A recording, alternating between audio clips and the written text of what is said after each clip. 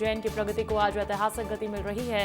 CM सौगात देने के लिए पहुंचे हैं, संबोधित कर रहे हैं। अच्छे से पाने के साथ तो नगर निगम ने अपने पीछे स्पोर्ट्स स्मार्ट सिटी के माध्यम से स्पोर्ट्स कॉम्प्लेक्स का, जैसे माधव क्लब का एक क्लब बना हुआ है, ऐसे शहर के अंदर भी एक सौगात मिल रही है। जोरदार अभिनंदन करें हमारे सभी प्रकार के खिलाड़ियों के लिए, स्विमिंग सहित बाकी खेलों के लिए भी एक के बाद एक सौगात हम लगातार देते जा रहे हैं। सुविधा युक्त क्लब हाउस बनाएंगे जिसमें ध्यान कक्ष आजकल तो कॉम्प्लेक्स में बन के तैयार हुआ है। और केवल वो नजर अली मिल का एक स्विमिंग पूल नहीं है, 3 स्विमिंग पूल है जिसमें गहराई से गोता लगाना हो, जिसको अलग से डाई मारना हो तो उनका इंतजाम अलग है।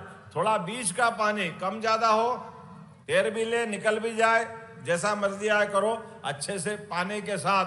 तो नगर निगम ने अपने पीछे स्पोर्ट्स स्मार्ट सिटी के माध्यम से स्पोर्ट्स कॉम्प्लेक्स का, जैसे माधव क्लब का एक क्लब बना हुआ है, ऐसे शहर के अंदर भी एक सौगात मिल रही है। जोरदार अभिनंदन करें हमारे सभी प्रकार के खिलाड़ियों के लिए, स्विमिंग सहित बाकी खेलों के लिए भी एक के बाद एक सौगात हम लगातार देते जा रहे हैं। सुविधा युक्त क्लब हाउस बनाएंगे जिसमें ध्यान कक्ष, आजकल तो भाप के आधार पर स्टीम, सोना, जकूजी, आजकल अंग्रेजी नाम भी है, indoor games, conference, multipurpose hall, ऐसी बहुत सारी सौगातें मिल रही है।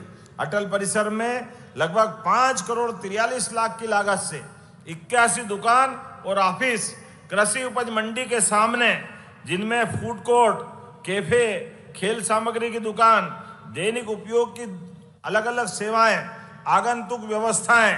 अभी तो हमने कलेक्टर से कहा है कि हमारा पटनी बाजार, हमारा सराफा, हमारा जिस प्रकार से समय चल रहा है कि अंदर के व्यापार के मार्केट में भी भीड़ बहुत पड़ रही है, दौलतगंज होलसेल भी जिसमें है, ऐसी योजना बने कि ये थोड़े बाहर होकर के बड़े बाजार बन जाए तो दुनिया भर के लोग व्यापार करने के लिए भी सुगमता से आवागमन हो।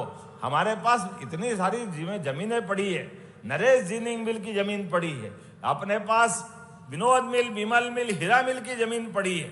बड़ी टाउनशिप बने, कमर्शियल प्लानिंग बने, जब निर्माण करो तो ऐसा लगना चाहिए कि बाबा महाकाल की नगरी, अनादि नगरी अवंतिका, जिसका नाम कनक श्रृंगा भी है।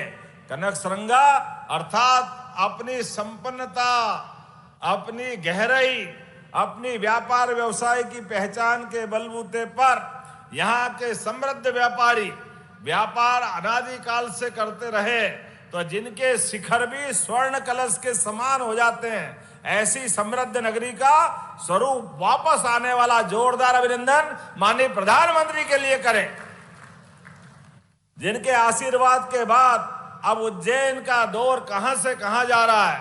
बाबा महाकाल के महालोक के बाद उज्जैन में चारों तरफ ऐसा वातावरण बन रहा है। मध्य प्रदेश सरकार के साथ कदम से कदम मिलाकर के भारत सरकार भी हमारी मदद करने के लिए तैयार है। तो एक नहीं, बहुत सारी बातों का मैं उल्लेख कर सकता हूं, लेकिन आज जब मैं आपसे बात कर रहा हूं तो श्रद्धालु के साथ व्यापार व्यवसाय की बात भी कर रहे हैं। और आने वाले समय में सनी लोग भी 140 करोड़ के लागत से बनने वाला है। महाकाल का महाआनंद मंगल के बिना कैसे हो सकता है, तो मंगलनाथ का काम भी चालू हुआ है।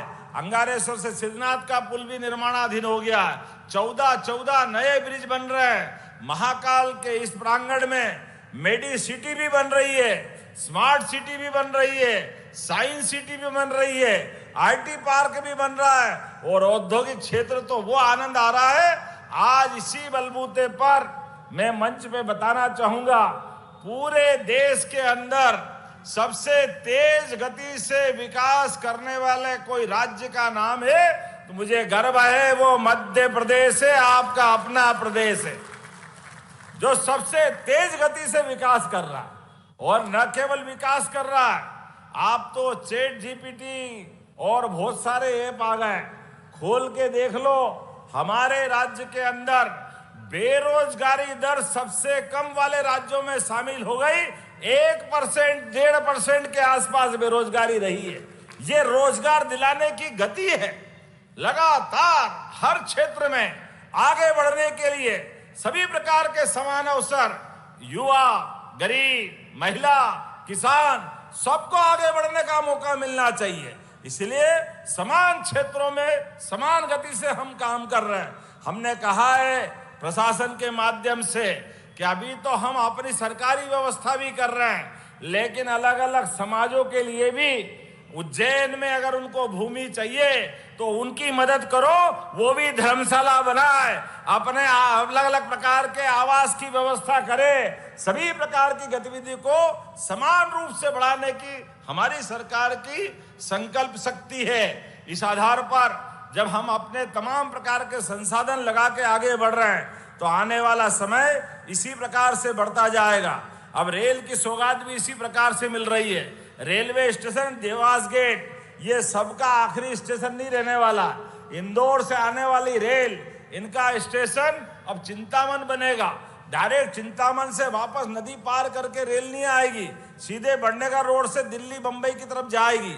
और आने वाले समय में इंदौर मनमाड़ रेल चालू होने के बाद नागदा तरफ से जिसको बंबई जाना है और गुजरात नहीं जाना है, वो भी ट्रेन उज्जैन आएगी और उज्जैन से इंदौर होकर डायरेक्ट मनमाड़ महाराष्ट्र निकलेगी। ये नया प्रकार का मार्ग भी बनने वाला है। उज्जैन सबका सेंटर बनने वाला है। इसी प्रकार से गुना, मुरैना, शाजापुर के पास से आने वाला रेल ट्रैक भी भविष्य में महाराष्ट्र जाने के लिए, बाद में भोपाल, इटारसी इतना लंबा नहीं घूमना पड़ेगा, वो सीधा यहाँ से निकल जाएगा। ये खंडवा वाला ट्रैक भी लोकार्पण के किनारे है। हमारा अपना सनावत से खंडवा का ट्रैक, एक थोड़ा सा महू से इंदौर का ट्रैक बचा है जिसका भी काम चल रहा है।